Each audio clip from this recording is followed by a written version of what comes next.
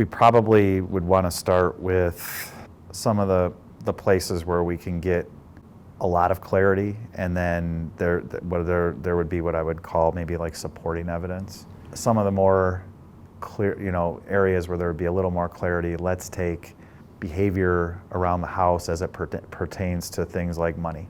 For a young person to be able to successfully use something consistently, they have to have the financial resources to do that.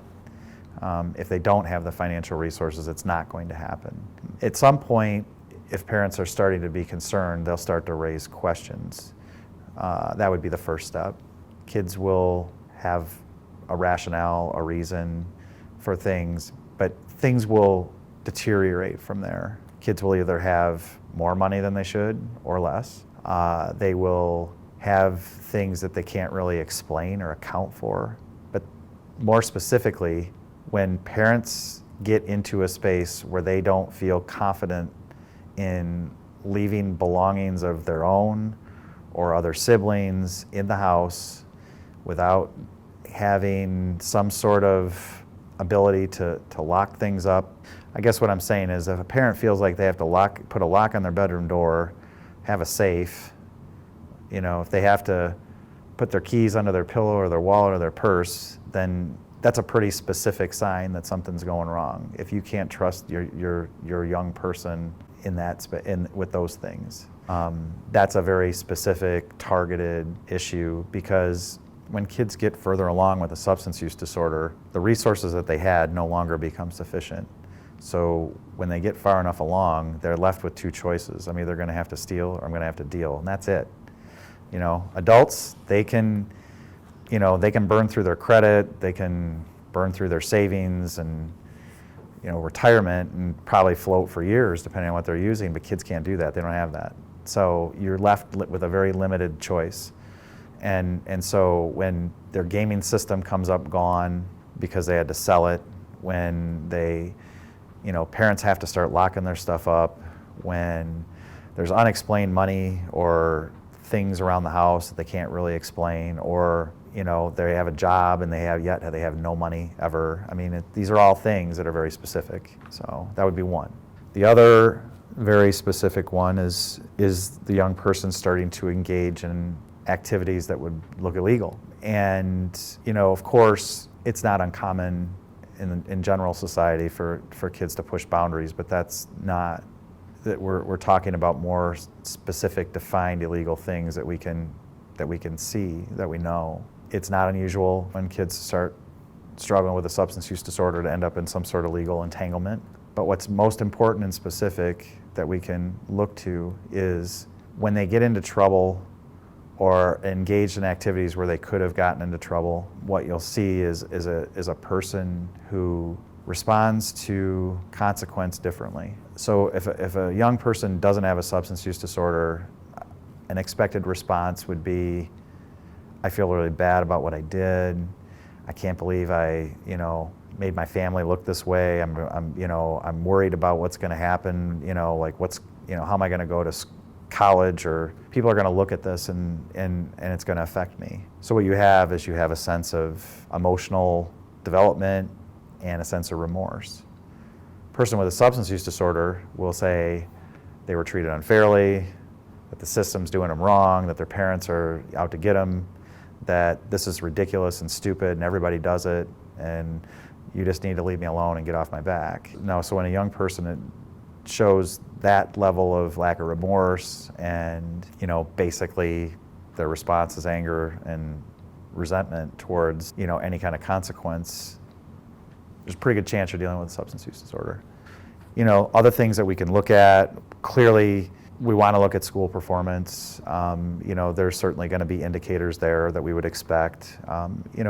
Adults can, if they want to, they can use whenever they want to. They can use at 6 a.m. or 6 p.m., 1 p.m. or 1 a.m. Young people don't have that luxury. They have parents to be accountable to, they go to school, they're monitored. And so at some point, when kids get far enough along in a substance use disorder, they start to have to make decisions about how they're going to get away with using. because it's hard to walk around until you get really good at it under the influence and not have people notice. So kids will start to do things they'll prioritize their time, and they'll do things like they'll get high before school or drink before school because they can't really do it when they're actively present because people would notice. Then, they will time when they're going to do things maybe right after school and kind of factor in, when am I going to interact with my parents for the first time? I need to be in a certain spot. And so eventually people have to make decisions about, am I even going to bother going to school today because, I want to do this and school's kind of getting in the way. So kids start to miss classes, they start to miss whole days, they start to show up eventually as truant. Clearly, once you start to get behind in school, it's hard to catch back up, and if you're constantly up against being under the influence, you're probably not going to retain information the way you would if you weren't.